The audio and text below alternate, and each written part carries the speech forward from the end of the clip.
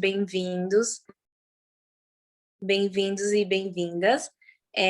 Só para sinalizar, né, a gravação está sendo feita, então aceitem aí. E para iniciar, gostaria de agradecer a nossa convidada, minha professora, Beatriz Reis, né, por ter aceitado o convite. A fala da professora Bia hoje vai ser direcionada a falar um pouco sobre a psicologia da saúde, especificamente a psicologia da saúde atuando em contexto hospitalar. Então, a fala dela vai ter esse foco. E aí, quem é Beatriz, né, essa ilustre convidada? Para isso, eu acho necessário falar um pouquinho do currículo dela, para que a gente possa saber o lugar de fala dela, né, de onde sai essa fala, até que qual é a experiência da professora Beatriz nesse campo, para a gente entender um pouquinho como ela vai direcionar a fala dela, né? Para isso, eu trago que a professora Beatriz, ela tem um mestrado, sanduíche em psicologia social, mas com ênfase, né, com foco na saúde, pela Universidade Federal, Sergipe, a UFES, e pela PUC Campinas. Ela é especialista em psicologia da saúde do adulto e do idoso pelo programa de residência multiprofissional do Hospital Universitário da UFES, o HU da UFES, e em psicologia clínica na perspectiva fenomenológica existencial pelo Instituto de Psicologia Fenomenológica Existencial do Rio de Janeiro, o IFEM.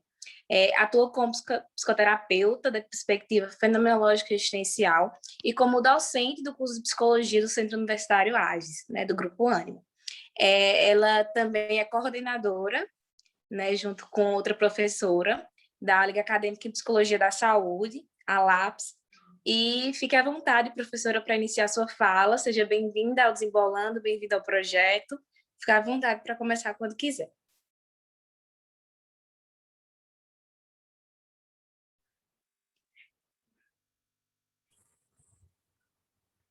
Boa tarde, Alicia. Boa tarde a todos. Boa tarde. Todos e todas. Querida, muito obrigada pelo carinho da sua anunciação, né, sobre a minha pessoa. Eu agradeço a confiança, agradeço o convite, né, por essa oportunidade de estar aqui com um grupo enorme. Estamos aí com 191 ouvintes, né? Vou entender que são 191 pessoas interessadas em ouvir psicologia da saúde, né, no contexto hospitalar. E eu assumo, né, eu entendo isso, esse convite como uma grande responsabilidade de estar aqui apresentando isso para vocês, né, pela minha perspectiva, pela minha experiência de formação, pela minha experiência como docente. Eu achei muito curioso, né? Porque eu queria entender um pouco mais que projeto é esse, Desembolando, se vocês puderem aí falar em 5 minutinhos, porque eu recebi o convite de Alicia e eu achava que era por alguma coisa só da gente lá, dos meus alunos. Até fiquei perguntando, nossa, eu já falei tanto sobre isso para eles, será que esses meninos ainda querem me ouvir? Será que eu ainda tenho alguma coisa para apresentar de novo para essa galera? Né? Aí depois, aí aparece lá no Instagram né, do perfil de vocês sobre esse projeto, né? Chamou muito a minha atenção, fiquei muito curiosa. Na verdade, eu fiquei muito feliz por perceber algum tipo de organização entre os alunos, né? Que promovam eventos, que promovam a formação, a melhor formação de vocês. E aí, já que a gente incorporou essa nova matriz da Ânima, né, já que assim, a gente se incorporou a um grupo educacional a nível nacional, eu acho que uma das grandes vantagens dessa incorporação, né, é a possibilidade de conexão de redes entre alunos, porque vocês partem de experiências em comum, tá? Pelo menos de desejos em comum, que é a formação em psicologia, mas com realidades diferentes e com professores diferentes, em cidades, estados com culturas diferentes. E então eu acho que a construção dessa rede me parece ser muito favorável, ser muito propícia para a formação de vocês. Então eu devolvo, antes de começar a falar, eu só queria saber, assim, só por curiosidade mesmo, e também para me deixar mais feliz ainda de saber um pouco mais sobre esse projeto que vocês fazem, vocês poderiam me falar? Claro, Pro. Então, o Desembolando é um gerúndio, né? Ele é um subprojeto do projeto maior, que é o Acolher. E aí o Desembolando, ele é formado formado, construído, né, executado por estudantes de psicologia da Rede Ânima. E aí são alunos veteranos que fazem parte da equipe Desembolando e realizam um processo de acolhimento e também construção de eventos. Eventos tais como esse, né, que ajudam a trazer uma perspectiva sobre a psicologia e essas diversas áreas, ou até mesmo diversas psicologias que a gente tem para aprender durante a graduação. E também após a graduação, né, porque a gente sabe que a psicologia é vasta e só a graduação não dá conta de tudo que a psicologia tem a oferecer. E aí esse projeto ele vem como uma forma também de fomentar, sabe, a curiosidade sobre as psicologias, e também acolher esses alunos calouros que chegam, né, aos cursos de psicologia e serviço social das diversas escolas da Ânima. Ótimo, gostei de saber, Alicia. E pelo que eu entendi, é o envolvimento entre alunos de psicologia e serviço social. É isso? Isso Perfeito. mesmo, temos alguns calourinhos aí de serviço social também. E aqui é um público diverso, seja calouro ou não calouro, né? Isso, assim como também tem o público externo que às vezes participa dos nossos eventos. Ótimo, perfeito. Muito bom, tá? Mas olha só a importância do evento de vocês. Temos 200 pessoas em salas interessadas em ouvir aquilo que vocês estão promovendo, né? Então, vamos para o que importa.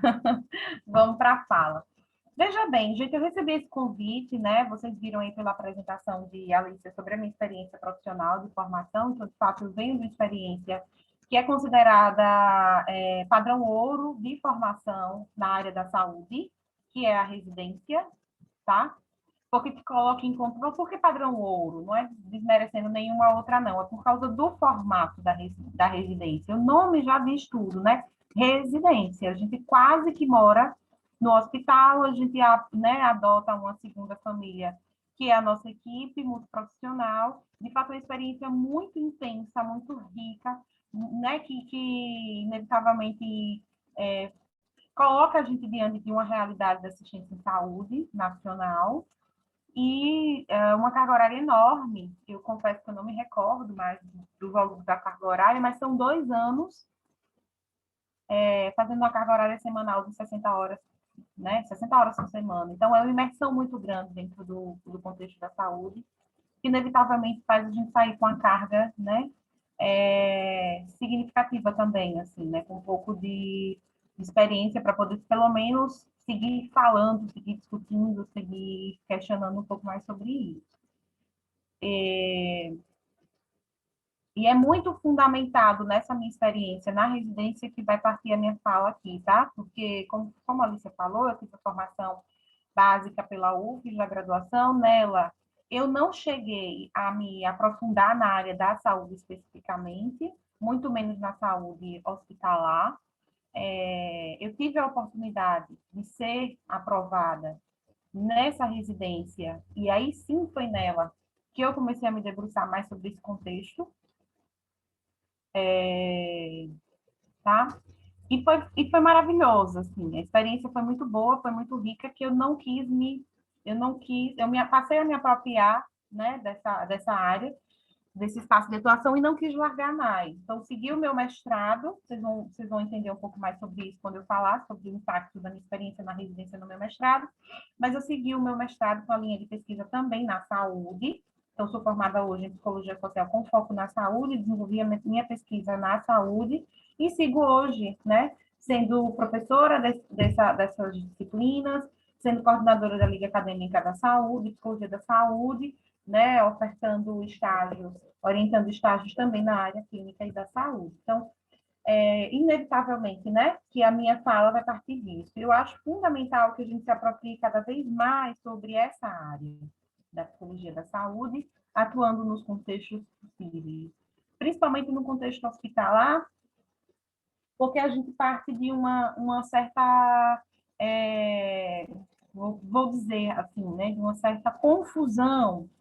né, para entender qual a diferença da psicologia da saúde e qual a diferença da psicologia hospitalar, né, dado que, não sei se vocês já sabem, mas a psicologia hospitalar é um termo, tá? Mas, para além desse termo, ele é uma nomenclatura considerada legitimada pelo Conselho Federal de Psicologia para designar uma especialidade, né? Então, a psicologia da saúde é hoje também entendida como uma especialidade dentro da psicologia, reconhecida pelo Conselho Federal de Psicologia.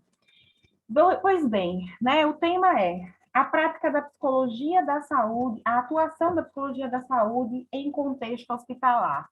Eu não preparei nenhum tipo de slide, nenhum tipo de apresentação, porque eu gostaria que a gente partisse mais de um diálogo, de um bate-papo.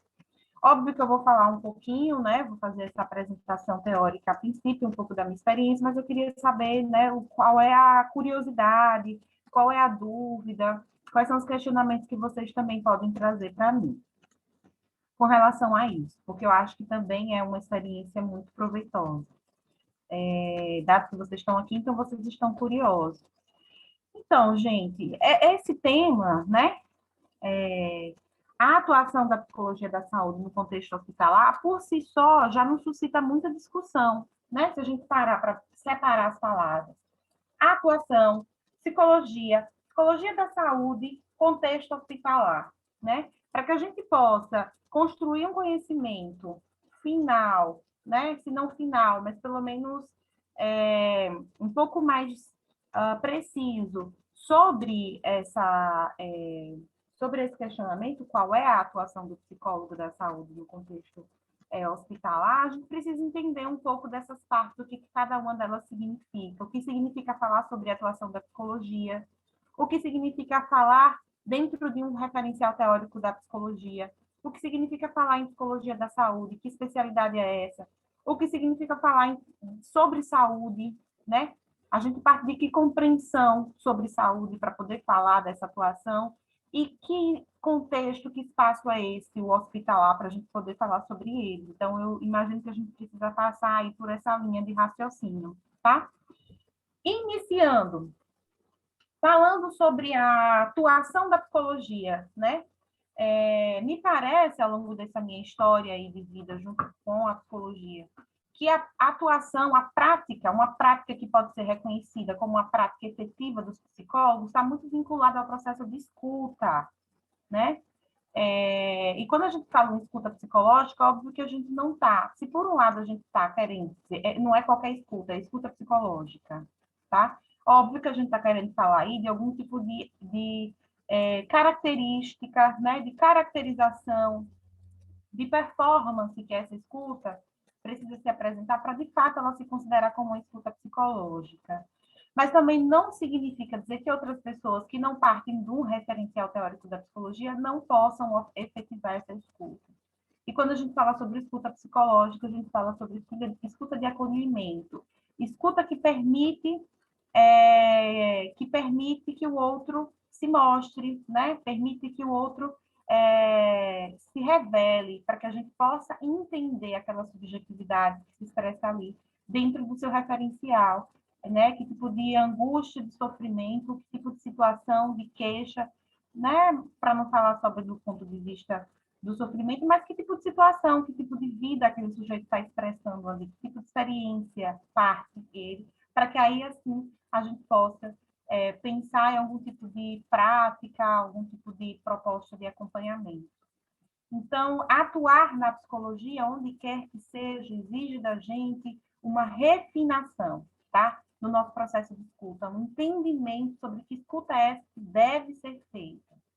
Qualquer escuta que não possa ofertar um acolhimento, uma segurança, uma confiança do sujeito com relação a nós, profissionais de psicologia, que estamos ali para ouvi-lo, a gente costuma chamar de escuta surda. Olha só que interessante, né? A escuta ela pode ser surda, na medida em que ela pode ouvir, né? Mas não se apropria de nada sobre o outro. Está carregada, né? Ela ouve, mas ela ouve o outro carregada de significados prévios ou de significados próprios. Então, ouvir o outro, uma escuta surda, seria ouvir o outro e compreender o outro por um referencial que não é dele, por um referencial que é externo a ele, né? Então, no meu ponto de vista, escuta psicológica exige, né? O que não se refere a uma neutralidade, tá, gente? Mas se refere a uma necessidade de sair da nossa condição, da nossa situação, do nosso referencial e alcançar o lugar do outro. Alcançar, chegar próximo ao outro, né? Inclusive, o termo clínica, tradicionalmente, se refere a uma... eu não vou me lembrar, né? Isso há muito tempo que eu ouvi, me surgiu agora a cabeça.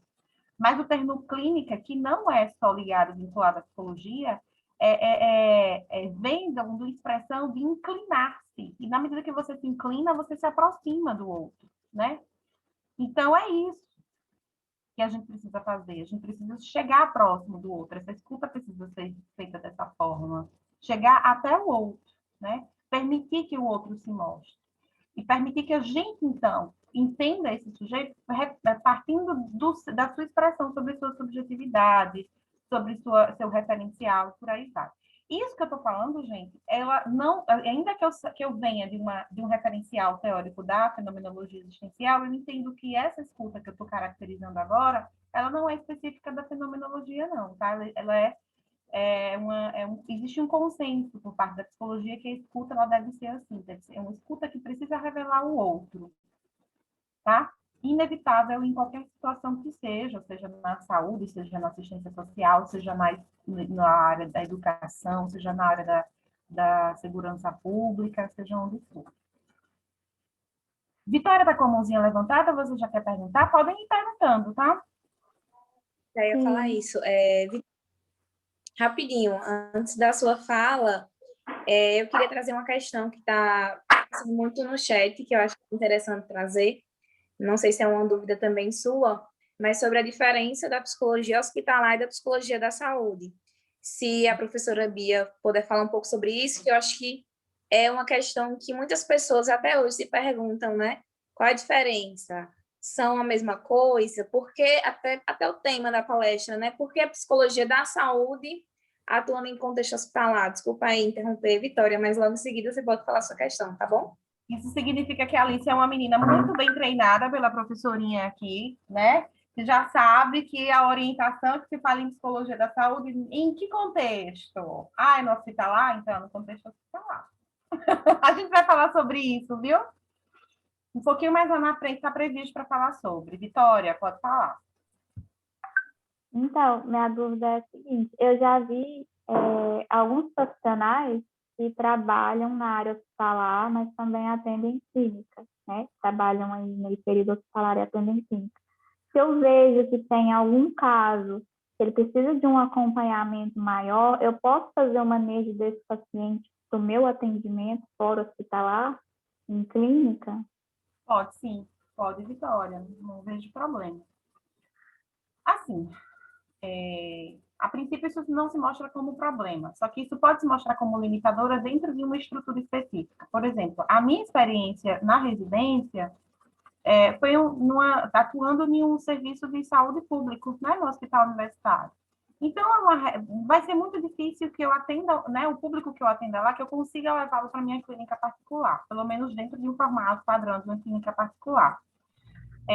Dentro da minha clínica, eu tenho um horário disponível para atendimento de demanda social, poderia encaixá-lo. Mas, ainda assim, não podendo, a gente espera que isso não seja limitador, que isso não seja, assim, um empecilho, né, para que o sujeito ainda assim acesse um serviço de psicologia. Então, a gente espera contar, Vitória, com uma rede, né, que possa encaminhar esse sujeito. Não podendo ir para a minha clínica, a gente pode encaminhar. E, na verdade, é uma prática comum do psicólogo da saúde no hospital, atuando no hospital, perceber que existe uma demanda psicológica que está para além daquele processo de internação ali, e a gente pode encaminhar. Eu tive essa experiência na residência. A gente teve espaço dentro da residência, a gente teve a oportunidade de atuar no ambulatório e em outros espaços para além do hospitalar, e aí a gente fazia esse esquema, né? Na medida que identificava uma demanda que precisava de um acompanhamento clínico, porque a gente vai entender que o acompanhamento da psicologia da saúde no hospital, ela não é para ser, o foco não é para ser um foco clínico, não significa dizer que a nossa intervenção não seja terapêutica, não promova um efeito terapêutico, mas não pode, não deve se espelhar em um formato clínico. Mas se a gente percebe que o sujeito tem demanda, a gente encaminha ele para a clínica, para o serviço ambulatorial. Isso aí sim, essa é uma realidade mais comum. talvez em um hospital particular, em uma outra realidade que eu não atuei, mas que é possível, aí a gente possa levar para a nossa clínica ou para uma clínica particular. Todas essas questões parecem que são bobas, mas elas são muito atravessadas, tá? Fala muito sobre a nossa prática e o nosso campo de possibilidades frente ao que a gente pode fazer com o nosso paciente, tá, Vitória? Mas isso é possível, na verdade, é indicado, tá? Tá, obrigada. Nada. Alguma perguntinha a mais? Acho que não, só a da residência, né? Eu vou falar um pouquinho sobre ela. Deixa eu dar continuidade aqui, que a gente já está com um tempinho. Então, gente, depois de falar sobre atuação, e a gente vincula essa fala, né, sobre atuação à perspectiva de uma escuta, de uma oferta de escuta, parece que ainda não é suficiente, né? Ainda tem que falar muito mais. Falar sobre a psicologia, tá? A atuação da psicologia. Que referencial é esse da psicologia, né? A gente tem 3 matrizes da psicologia: a psicanálise, o behaviorismo e a humanista, fenomenológico humanista. Olha aí que confusão. Confusão assim, né? Torna a nosso dever, a nossa obrigação, o nosso campo de atuação mais complexo ainda, porque exige da gente a escolha por um referencial teórico. Quando não quisermos assumir a postura eclética, né, porque também tem essa possibilidade de você atuar com o ecletismo, ou seja, juntando todos os referenciais, aí essa escolha, no meu ponto de vista, parece ser ainda mais desafiadora, porque exige que você conheça e conheça muito bem todas as abordagens, né? Mas eu não considero impossível. Se alguém quiser, né? Pode ser, não posso considerar como impossível, só acho que é ainda mais difícil, 3 vezes mais, no mínimo, desafiadora. Porque a gente não quer cair, né, na esparrela de vou usar tudo e ser aquele profissional de que sabe tudo, mas na verdade não sabe de nada, né? Então, tudo bem que queira, mas então vamos assumir essa responsabilidade com seriedade. Então, não sendo essa opção do ecletismo, a gente tem aí o compromisso de escolher e de conhecer uma abordagem, né, para poder atuar, usar esse referencial no contexto da saúde, seja onde lá, né, onde for, e no hospital lá não seria diferente.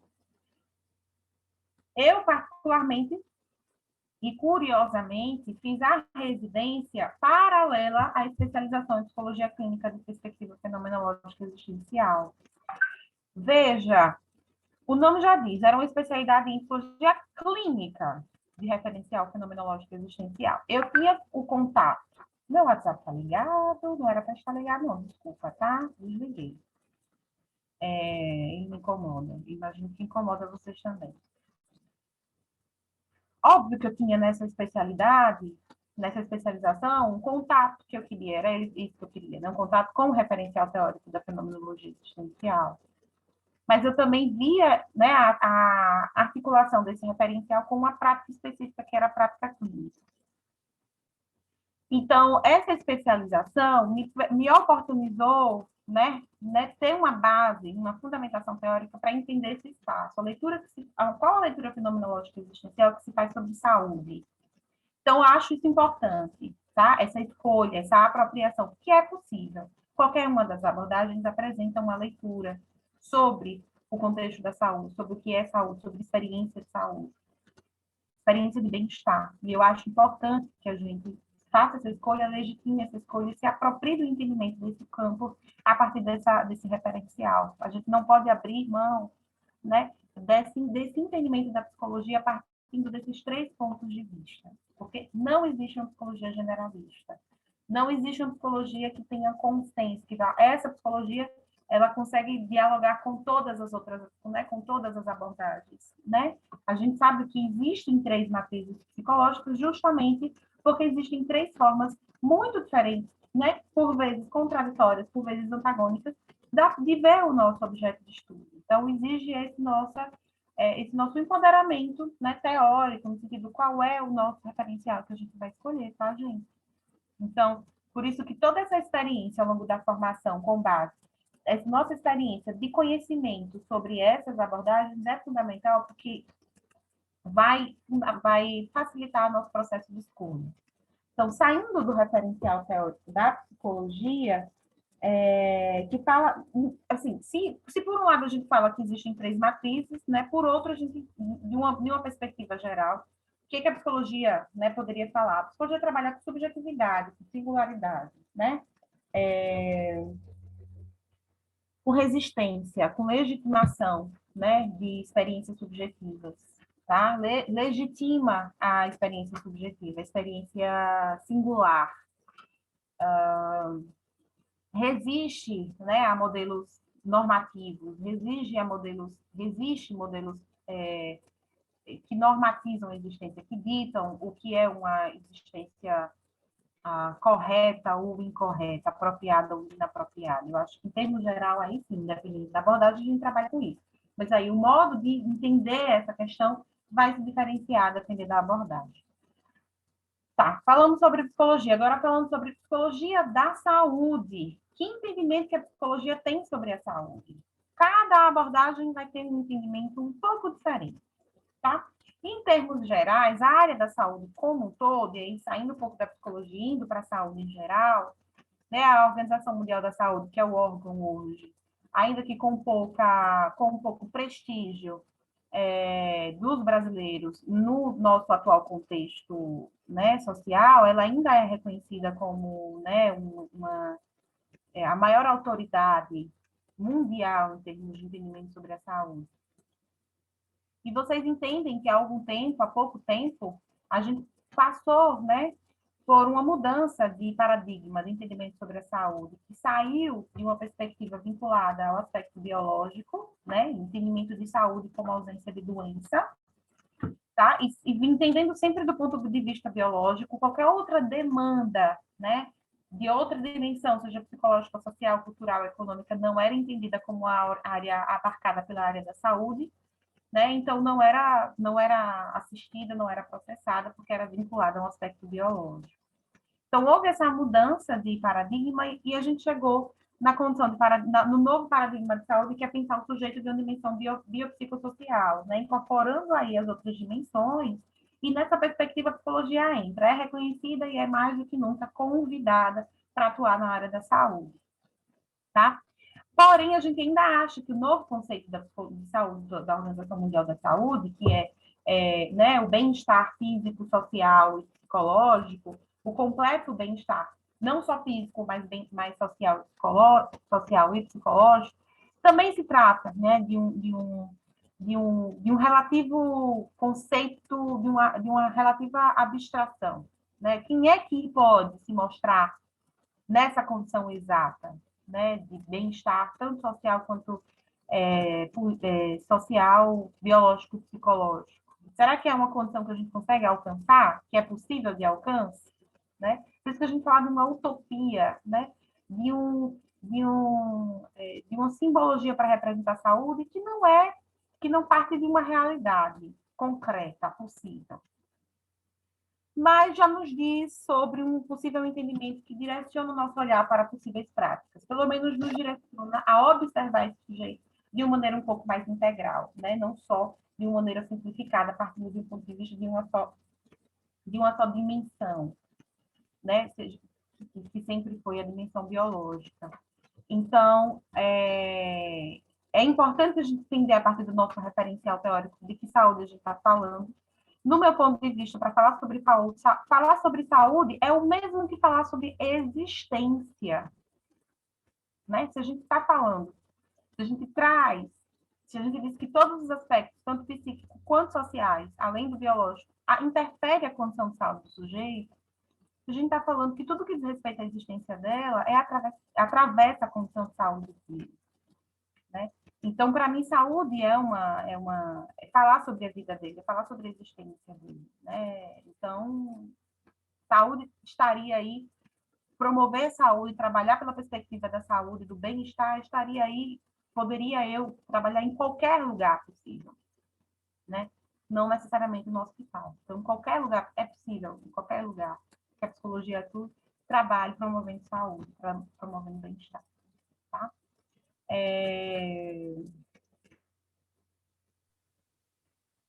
Guarda aí essa pergunta, viu, Alicia? Gostei, já vou responder. E para finalizar essa questãozinha do contexto hospitalar, Por que que a gente fala psicologia da saúde no contexto hospitalar, tá? Se a gente fala, assim, eu poderia explicar por várias razões essa resposta. Antes, eu preciso dizer que o Brasil é o único país no mundo que estabelece psicologia hospitalar como especialidade, como algo que parece ser apartada, ou seja, independente da psicologia da saúde. Nenhum outro país tem esse entendimento, todos falam dessa forma, né? Psicologia, psicologia da saúde no contexto hospitalar. Porque entendem, tá? Que um lugar, que o que é o hospital? É um espaço físico, né? Óbvio que físico, com algumas características específicas, demandas específicas, para um serviço específico. Mas o saber, né, que fundamenta as práticas que estão ligadas a esse espaço, que é o hospital, vem de onde? São produzidas por que área? São produzidas pela psicologia hospitalar? No meu ponto de vista, não. São produzidas pela psicologia da saúde, né? Então, estipular uma especialidade fundamentada em um espaço não me parece lógico. E alguns autores nacionais sobre a psicologia da saúde já questionam isso e já insistem nesse movimento de se repensar, né, sobre essa expressão psicologia hospitalar e falar psicologia da saúde no contexto hospitalar. Porque a psicologia da saúde ela é muito ampla. Se a gente pensar no próprio modelo do SUS, de assistência em saúde nacional, né, que parte de 3 eixos, de 3 níveis, primário, secundário e terciário, a gente fala da prevenção e da promoção de saúde, a gente fala do tratamento e de um tratamento intensificado. Então, a gente não precisa estar no hospital para promover prática de saúde. A gente já pode promover isso bem antes. Na verdade, a gente precisa promover antes mesmo. Porque nessa lógica, né, dos níveis de atenção em saúde nacionais, o nível primário e o nível secundário existem para evitar que mais pessoas cheguem no nível terciário. Não sei se vocês têm esse entendimento, né? O nível primário, ele trabalha com promoção e prevenção do adoecimento. É a lógica de que prevenir, né, é melhor que remediar. Então, você já trabalha no nível primário com prevenção de adoecimento, né? Com promoção de você vai para o nível secundário, que são os ambulatórios, que ele vai fazer o tratamento daquele adoecimento. Aí somente se o sujeito que já adoeceu se agravar, somente se no caso dele, a condição dele de saúde se agravar, aí é que ele vai para o serviço terciário, né? E esse setor terciário de assistência de saúde, aí sim, a grande instituição representada, que representa esse lugar, é o hospital, né? Que tem e cada nível dele, além dos objetivos, tem uma dinâmica, né, tecnológica e estrutural diferente. Então, se a gente pensar no hospital, a gente vai pensar no hospital como um contexto específico da área da saúde, que é só mais um contexto, tá? Que está dentro desse contexto, né? Não sei se agora parece coerente para vocês. Imaginar o hospital dentro da área da saúde e não separado, né? Pensar em uma psicologia da saúde diferente da psicologia hospitalar. Por que ela deveria se diferenciar? O conhecimento dele é um conhecimento diferente, é um conhecimento que se diverge, né? Que apresenta aí algum tipo de diferencial, de característica específica? Não. Né? Por que ele está apartado, então? Por que não pensar ele dentro da lógica da psicologia da saúde, tá? E, de fato, parece ser mais coerente, tá? Então, quem fez a pergunta, qual é a diferença de psicologia da saúde e psicologia hospitalar? Na verdade, a diferença é só uma questão de entendimento. Qual é a área que é, sim, a área mãe? É a psicologia da saúde e o hospital está dentro dessa área mãe. O hospital é um campo de possibilidade para a área da saúde, da psicologia da saúde, tá? Por isso que a gente pode... E aí a gente precisa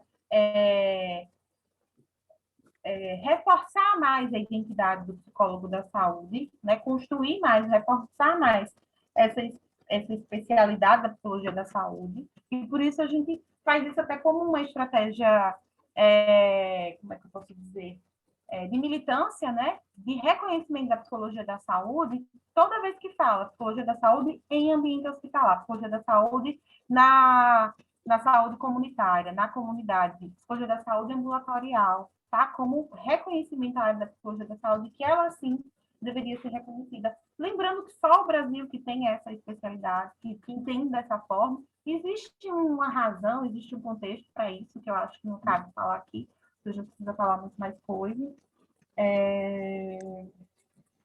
Pro, se a senhora me permite, de uma frase, uma citação de um autor da psicologia da saúde, que ele dizia assim, que a prática, na verdade, a área, não deveria ser conhecida, né, conceituada, na verdade, pelo campo, mas sim pela prática do psicólogo. Então, Pelo por exemplo, a saber, gente pode pelo pensar... referenciar teórico. Exato.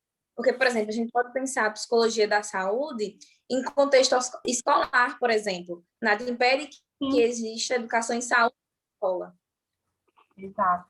Exato, perfeito. No campo organizacional, né? Em qualquer campo que seja. Eu já fiz uma apresentação breve sobre a atuação do psicólogo da saúde hospitalar. Vou falar um pouquinho sobre a minha experiência, tá? E aí eu tento responder algumas perguntas que já estão vindo aqui. Eu espero que a minha fala atravesse esse questionamento. Vejam só, fiz residência 2 anos, 2013 até 2015. Tive uma oportunidade incrível de acessar a demanda pública, né, da nossa realidade pública de assistência à saúde. Então, eu acessei essa demanda. As orientações que eu tive foi que eu fizesse atendimento prospectivo. Que atendimento é esse? Que nome é esse, prospectivo? Bem, eu já tinha dito aqui que a gente não faz clínica no hospital. E não deve fazer mesmo, tá? A psicologia... isso, estou lembrada, Alicia. A psicologia, ela nasce em uma tradição clínica, tá? Ela inicia uma prática, né, dentro de um formato clínico. Ela começa a ocupar espaços como a educação, como a saúde, por aí vai, ainda transportando esse modelo clínico para esses outros lugares, mas em determinado período da própria história da psicologia, em meados da década de 60 e 70, a psicologia, como toda a área da ciência humana, das ciências humanas, faz uma revisão sobre suas práticas, para entender se mostrou... Estão conseguindo me ouvir? Meu computador está avisando aqui que está dando ok. Então, assim, a psicologia nos anos 60 e 70, vocês podem ver isso diversas vezes, assim, ao longo da formação de vocês, seja em psicologia da saúde, seja em psicologia social, que nesse período histórico, a psicologia precisou se refazer, se perceber, ela estava insatisfeita com o modelo de atuação, tá? Ela se percebia muito elitista, muito limitada, tá? Entendendo o modelo clínico tradicional como modelo elitizado, que não oportunizava, né, uma visão ampla, uma visão social, muito individual. Então, a psicologia se reinventou. Ela não anulou, nem desconsiderou a prática clínica, mas ela entendeu que, na medida em que ela estava sendo convidada a participar de outros espaços, tá? De novos espaços, ela precisava se reinventar, ela precisava se reentender, porque não cabia um formato clínico dentro de um hospital, por várias razões. O paciente não passa o tempo que o paciente passa na clínica, o paciente não lhe procura no hospital como o paciente da clínica procura, então, por várias coisas que vocês podem, né, entendendo aos poucos, ou, né, vocês vão perceber que, de fato, são formatos diferentes. Então, por que insistir nesse modelo tradicional clínico? Então, para uma construção de novos formatos teóricos e metodológicos de atuação. E aí ela precisou ampliar o seu olhar para uma visão mais social, não mais individualista, como a clínica, e não mais elitizada, também como a clínica.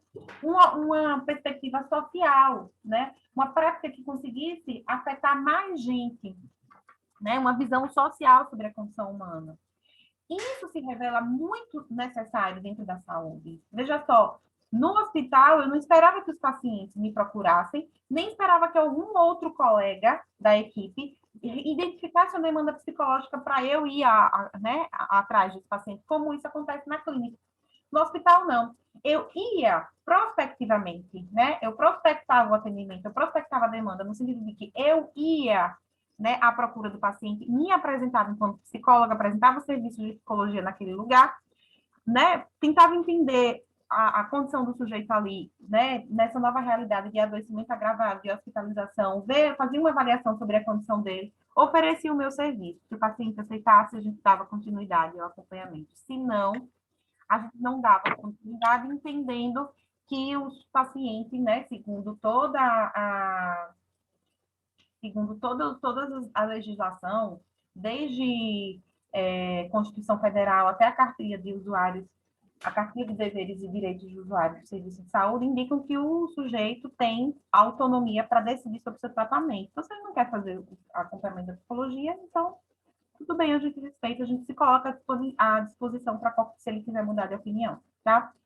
Então, era um atendimento prospectivo, eu perguntava se oferecia, muitos deles não sabiam, não conheciam o serviço de psicologia, então eu me colocava à disposição. Isso também era uma oportunidade de fazer com que as pessoas conhecessem mais a psicologia, entendessem o que a psicologia faz ali no hospital, né? Muitas pessoas carentes que nem faziam ideia.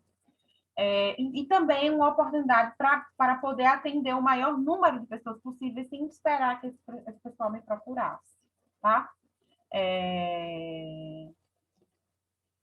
Respeitar a escolha do paciente, isso mesmo. Eduardo quer fazer uma pergunta? Levantou a mão? Sim. Boa noite. Boa noite, Eduardo. Tá me ouvindo? Oi, tá me ouvindo? Tô. Agora tô. Ah, sim. Entendendo que para o paciente, que assim, que o fator psicológico é muito importante na recuperação desse paciente, que está hospitalizado ali, é possível estar fazendo um trabalho mais longo, mais contínuo com ele, enquanto ele estiver ali hospitalizado, um Eduardo, acompanhamento mais longo? Acho que entendi. essa pergunta pode ter sido feita já para alguém de outra forma, mas eu vou ser um pouco mais específico com isso. Tá. Beleza. Veja só, a gente não quer que o paciente passe mais do que o tempo suficiente dentro do hospital, porque não é um lugar agradável, né? Até porque ele está correndo risco, está colocando sua vida em risco, né? De adquirir alguma infecção hospitalar e por aí vai. Então, a gente não prolonga a permanência do paciente no hospital por causa da nossa vontade de que ele faça, de que ele fique mais tempo com o nosso acompanhamento.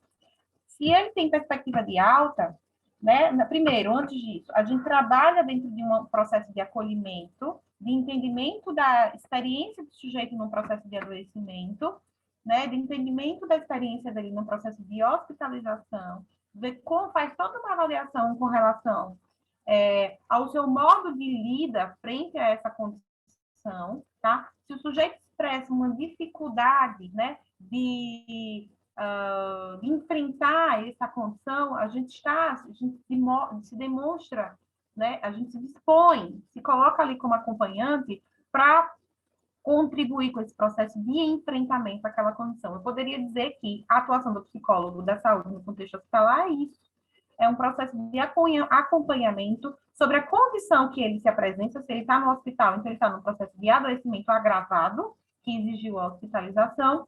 Então, a gente faz um acompanhamento, uma avaliação sobre como o sujeito se mostra dentro daquela condição e foca numa promoção de estratégias de enfrentamento, de como o sujeito consegue lidar com aquela condição de um modo mais satisfatório, de um modo mais saudável, de um modo que oferte mais bem-estar. Tá? Eu poderia resumir, assim, uma frase, qual é o foco do psicólogo da saúde, mas eu sei que falar sobre isso não importa, não, quer dizer, não é que não importa, mas não é suficiente. E aí, focando nesse objeto nosso, né, nesse objetivo nosso, a gente vai estabelecer toda a nossa conduta dentro daquele espaço, né, daquele contato, daquele espaço de tempo que o sujeito está ali. E a gente vai limitar a nossa atuação a isso, porque se a gente ficar assumindo demandas, né, alheias a essa, a gente não vai conseguir dar conta do que de fato é a nossa função ali, porque a gente trabalha em rede, né?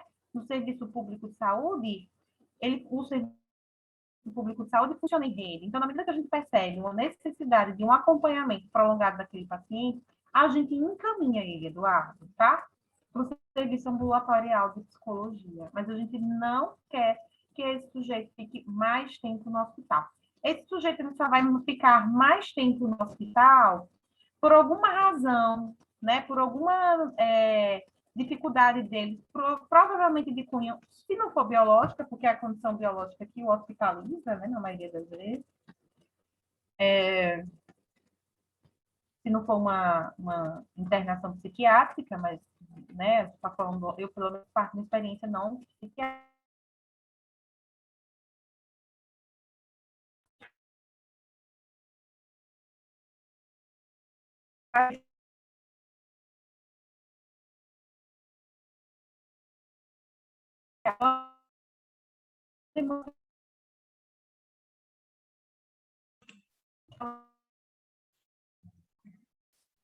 Deu uma Gente, travada.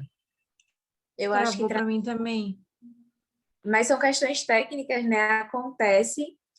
Vamos aguardar um pouquinho para ver se ela consegue voltar.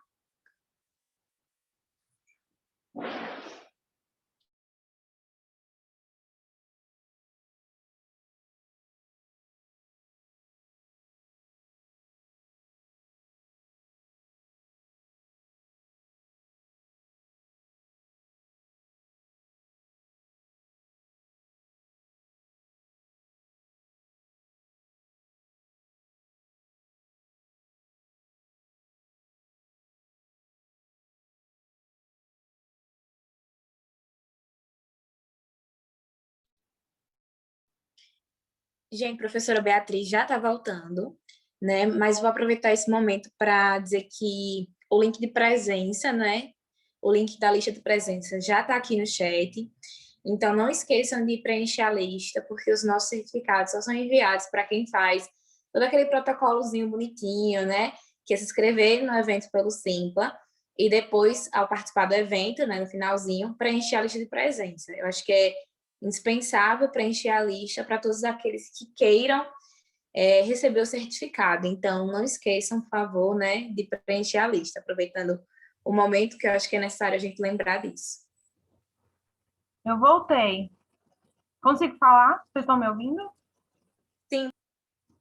Onde é que eu parei? Eduardo tinha perguntado sobre a possibilidade de manter o paciente no hospital, caso, né, eu perceba que existe uma necessidade dele de acompanhamento, de continuidade no acompanhamento psicológico. Então, como eu estava falando, isso, pela demanda da psicologia, não, porque a gente tem condição de encaminhar o sujeito para o serviço ambulatorial. Mas eu já vi situações de que o sujeito tinha uma alta clínica, né, na perspectiva biológica, mas ainda assim ficou no hospital. Aí era por quê? Pela demanda social, porque as condições que exigiam, né, as condições de cuidado com a sua saúde que exigiam, não eram o seu espaço, né, sua residência, o seu lugar de moradia, não eram adequadas. Colocava o sujeito em risco. E aí entra o serviço social para sugerir, para indicar que aquele paciente se mantenha no hospital, porque assim é um ambiente seguro para ele, enquanto as condições sociais desse sujeito seriam resolvidas, tá? Se conseguisse encontrar outro lugar, enfim, visto que poderia ser feito, tá, Eduardo? Espero ter respondido sua questão.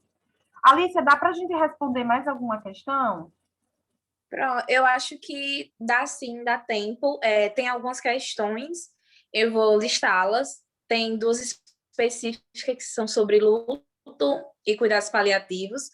Eu sei que cuidados paliativos é uma das áreas, né, de conhecimento e também de interesse da senhora, que talvez demoraria mais de um evento para a gente falar um pouco sobre cuidados paliativos, porque é uma área enorme. Mas eu acho que é válido trazer essa questão para que a senhora possa, de forma breve, né, trazer um norte para responder essa questão. Eu vou ler as dúvidas, certo? Tem uma dúvida aqui que eu vou ler antes de falar sobre cuidados paliativos, que é uma questão sobre psicanálise. Vou trazer, que foi uma pergunta que colocaram no chat, mas eu entendo que não é a abordagem da senhora. Mas caso a senhora consiga responder... colocaram aqui como manejar a abordagem psicanalítica no hospital. Eu entendo que não é sua abordagem, mas a senhora quer comentar alguma coisa sobre? Bem, eu quero comentar que eu não saberia responder.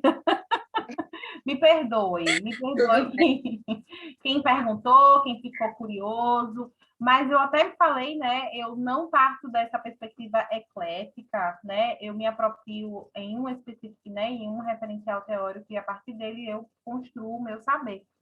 Eu não saberia dizer pela perspectiva psicanalítica, mas eu acho que está focada, inevitável, mas assim, eu acho que também está focada inevitavelmente a esse, né, isso que eu falei, né, da atuação do psicólogo, da saúde no contexto hospitalar, né, da função dele ser fazer uma avaliação sobre a condição da saúde que o sujeito está apresentando ali, da condição que ele está apresentando.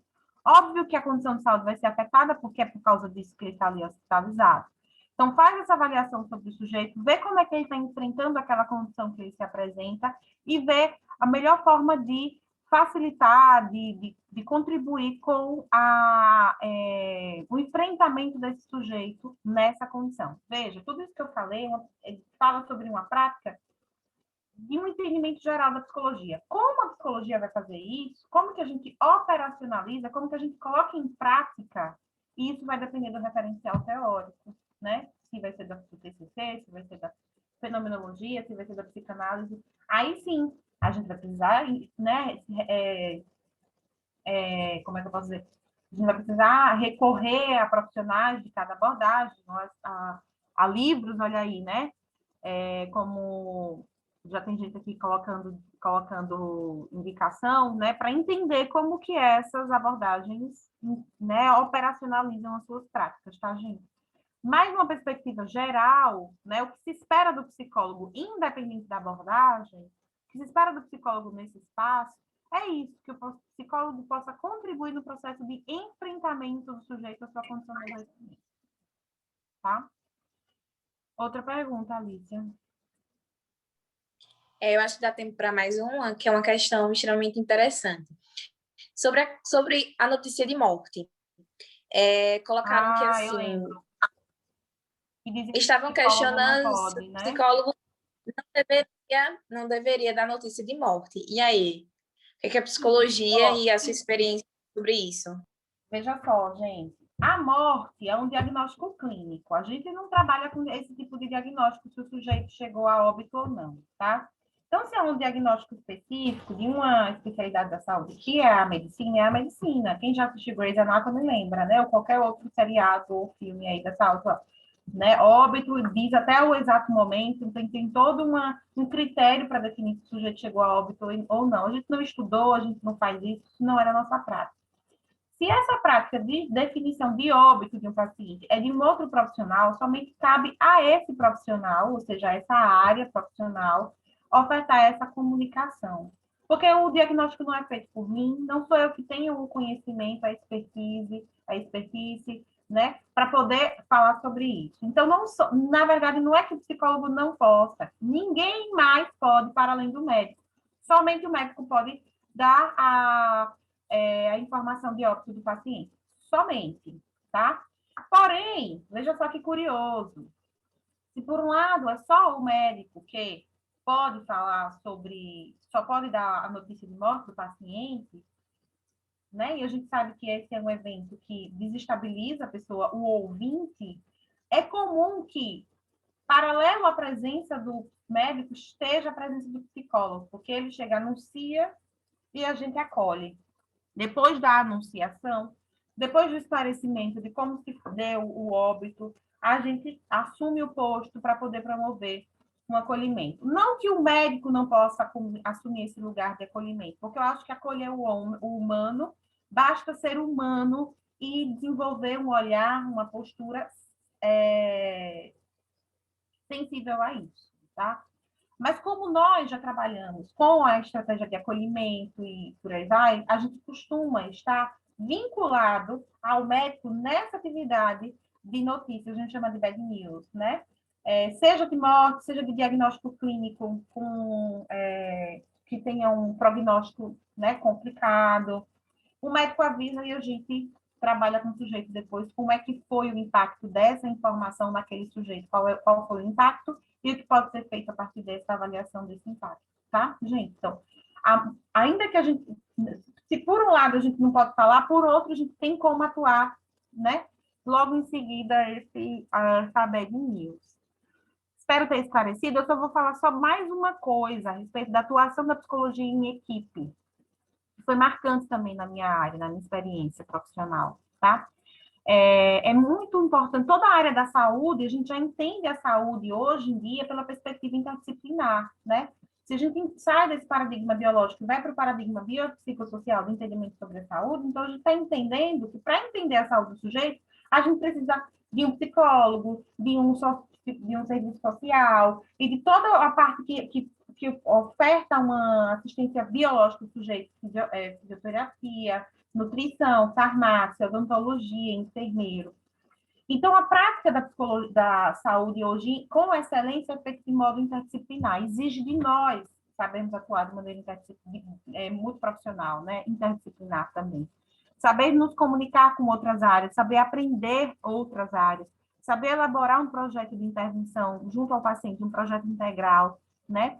Que foi fundamentado em uma reunião de equipe com discussão de caso, né, com a escuta da avaliação de cada uma especialidade, e partindo do entendimento de cada especialidade, ou seja, de cada ponto específico sobre o sujeito, a gente monta um projeto de intervenção integral de toda a equipe, né? Cada um fazendo sua parte para aquele paciente. Então, é fundamental que a gente aprenda a trabalhar em equipe, que a gente entenda o formato interdisciplinar, que a gente supere o formato multiprofissional, porque multiprofissional é ainda assim, né? Muitos profissionais de várias áreas atuando, mas ainda assim, cada um no seu quadrado, sem diálogo, cada um fazendo somente o que compete à sua área.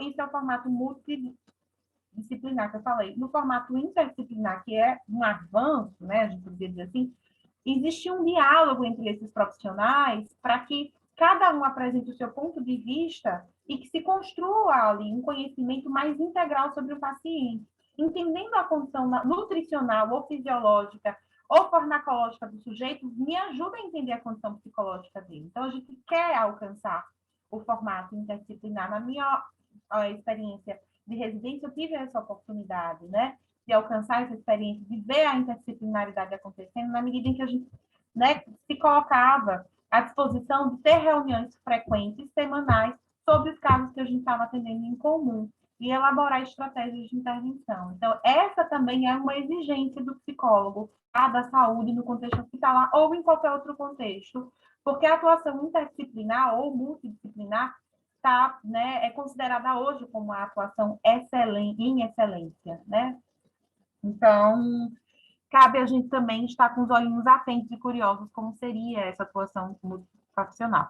Eu acho que cada tema desse que eu falei aqui, né, seja a desconstrução de um modelo clínico dentro da área da saúde, a atuação em equipe interdisciplinar, uma demanda prospectiva do atendimento no serviço público de saúde, a própria experiência em residência, tudo isso, né, era um evento separado. Eu me coloco à disposição, né, tanto para estar aqui mais uma vez com vocês em novos eventos, quanto para dialogar com vocês. Vocês podem me acessar nas minhas redes sociais. Alice, você põe aqui meu endereço, por favor, porque às vezes eu esqueço. Tá? Me coloco à disposição para qualquer outro esclarecimento, bate-papo, conversa, diálogo. Tá? Podem ficar à vontade, porque eu carrego aí esse desafio docente para a minha vida, e eu acho que professor, né, como eu faço isso com gosto, toda vez que me fazem uma pergunta, eu fico sempre muito excitada, assim, para responder. Para mim é sempre um prazer, é um gosto muito grande. Então, fiquem à vontade. Eu espero que nesse momento eu tenha, né, não tenho a pretensão de esclarecer tudo em uma hora, toda uma experiência de vida profissional, mas pelo menos levantado questões que eu considero fundamentais para o entendimento sobre essa área.